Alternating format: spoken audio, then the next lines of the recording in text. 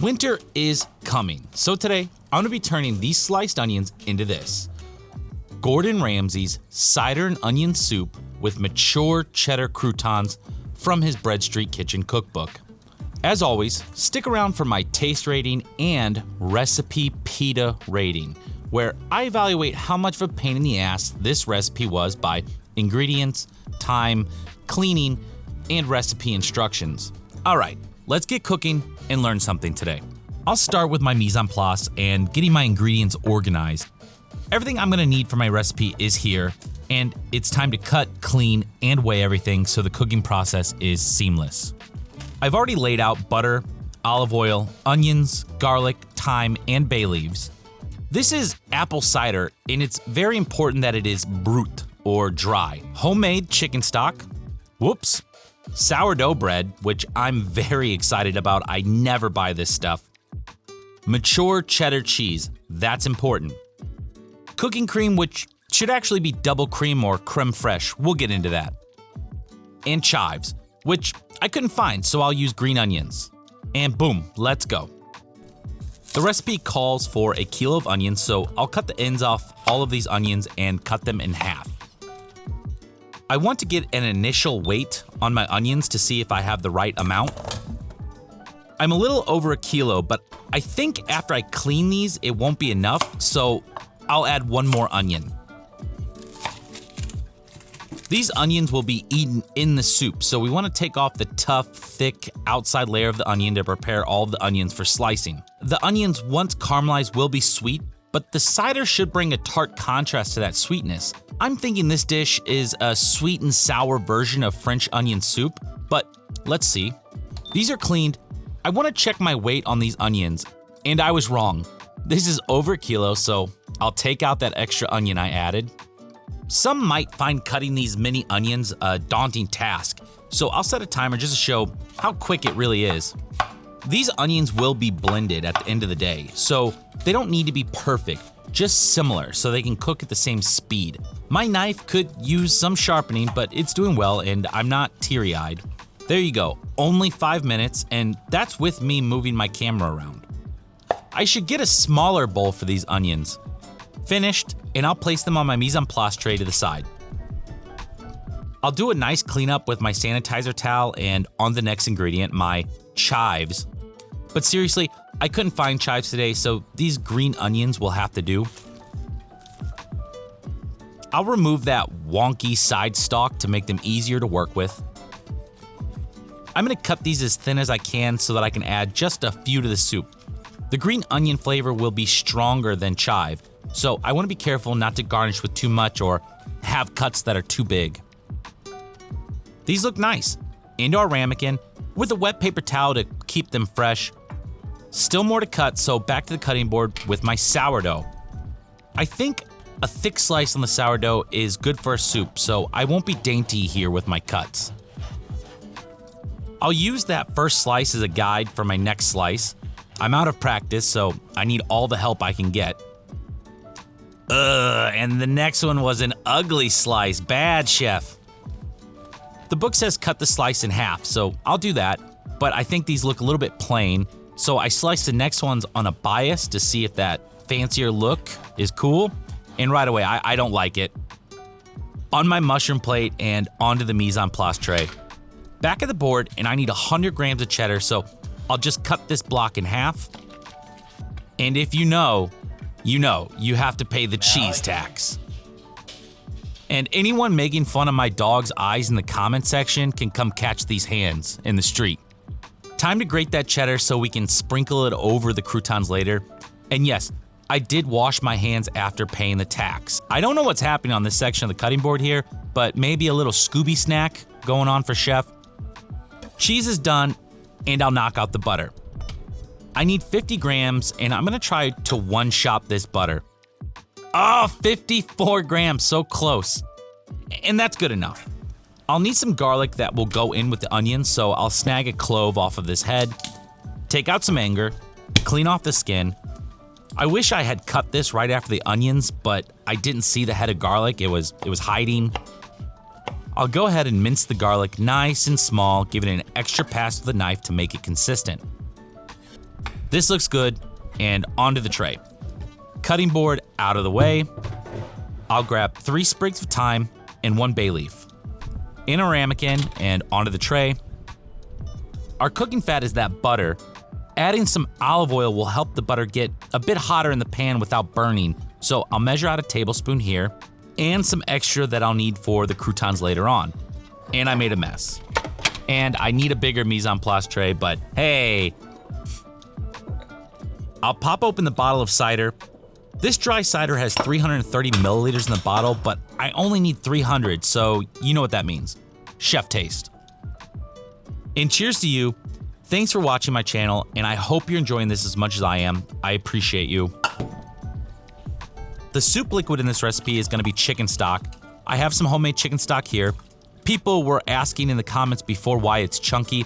It was frozen, and also I used chicken feet in the stock, so it's quite gelatinous when cold. I've got 800 milliliters of chicken stock, and that's our mise en place. I can't fuck this up now. He would then proceed to fuck this up by spilling that cockeyed olive oil everywhere. Pot on the burner, and it's time to get cooking the soup. I'll crank this up to a medium-low heat. Into the pot with my butter and olive oil. It's heating up a bit slow, but I'm trying to learn how to master this little burner I have, and I don't want to crank it up too hot. In with my onions, garlic, thyme, and bay leaf. I'll mix all of these ingredients up so they can all get coated nicely in that olive oil and butter. This will cook for 20 minutes at this temperature, and I'll stir often during that 20 minutes. At this point, we really want all of the onions to start getting some heat so they can begin to leak out water and reduce in size. Okay, looking good, so timer set for 20 minutes of stirring less often. And that didn't work out for me. I came back to some intense shit on my first trip back to stir. I expected some color, but not this much. So this is what happened. I was moving some things around, and I must have hit this button here, which cranks my heat up to max, and then big bada boom. But everything is okay. These onions are caramelized, and my 20 minutes has passed. So I'll add my 300 milliliters of cider to the pot, and I'll want to let this reduce down for 15 to 20 minutes until nearly all of that cider has disappeared. And that cider seems to be mostly gone, so I'll need to get my chunky stock in the pot and let it simmer for 10 minutes. And that's it. This is looking good. I'll pull this off the heat so I can finish the soup once it cools down a bit. But first, crouton time. I'll lay out my sourdough bread onto a tray so I can get these in the oven to toast. After 2 minutes in the brave little toaster, I'll flip these so I can add olive oil to each piece. I'm supposed to brush it on, but I don't have a brush, so a spoon will have to do, and then 2 minutes back into the oven to toast again. Out of the oven, all toasty, and I'll add heaps of this mature cheddar onto each crouton. These will go back in so the cheese can melt and get all nice and dark. Soup has cooled down a little bit, so I can pull out the bay leaf and then play a bit of Where's Waldo with these damn thyme sprigs. And I finally find them. I'll add 2 tablespoons of heavy cream that I didn't forget to put on my mise en place tray. This recipe calls for double cream, which is a very specific UK product. Go ahead and substitute heavy cream or creme fraiche and maybe throw in a little extra butter like I do here. This soup needs to be blended. It doesn't have the sliced onions in it like the typical French onion soup, so I'll go ahead and throw my immersion blender in here and start blending it up. By the way, an immersion blender is one of the best tools you can have in the kitchen. I highly recommend it. To me, it's way safer than using a typical blender when dealing with hot sauces and soups. I'll put a link for an immersion blender if you don't have one, and also the book in the description below the video. I'll blend this to about 95%. I'm interested in having a bit of onion texture in there still, but again, I've never had this before, so I don't know the traditional way it's prepared. Everything's been blended, so it's time to add salt and pepper. I'll start with a bit of sea salt here and then freshly cracked black pepper. I'll give it a taste, and this is good, but I know I need a lot more salt here, so I'll add about the same amount I did before and a bit more pepper. It's time to plate, so I'll grab a simple white bowl and start adding my soup so we can get to the tasting and the rating. And a little beautiful green onion garnish. and my croutons are looking great. I was afraid that they got a bit dark, so I pulled them out in a panic, but it worked out perfect. Onto the table, and this is a spoon job. First bite, and I'm happy. I don't get these flavors often, so this is really excellent for me to taste a bit of fall. Like I guessed before, this is very similar to a sweet and sour French onion soup, but a much lighter taste than I expected. Since we're using chicken stock over beef stock, that makes sense. I'll add that crouton in and smash it up with my spoon. And wow, these croutons with the cheddar are a must. The mature cheddar cuts through the sweet and sour, adding this sharp, salty, and savory flavor that just pairs perfectly with the sweet and tart flavors of the soup. And that crunch of the crouton. Let's go. I'm so inspired by this winter fall taste that I go ahead and throw on my very old hockey jersey to get into the season. Now it's time for the taste rating, and I have to think about this for a moment. I'm gonna go with an 8 out of 10. I'm really happy with this dish, and it's much lighter than I expected. The pita score is gonna be a 9 out of 10.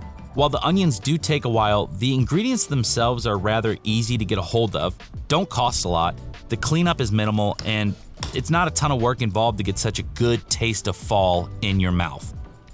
I'll take a point off because of the double cream, which is so specific to the UK. I think the cookbook could have made a note on what to substitute for that, especially since I bought this book in the Midwest of America. And the next day in Saigon, it's raining, so I think it's perfect to jump into a leftover bowl of soup and let my operations manager try.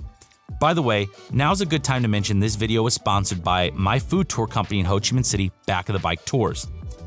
Miss Chow has never had anything like this, and she is going to give it a 9 out of 10. I'm surprised by that. Overall, this is a dish you should make, and it's worth it.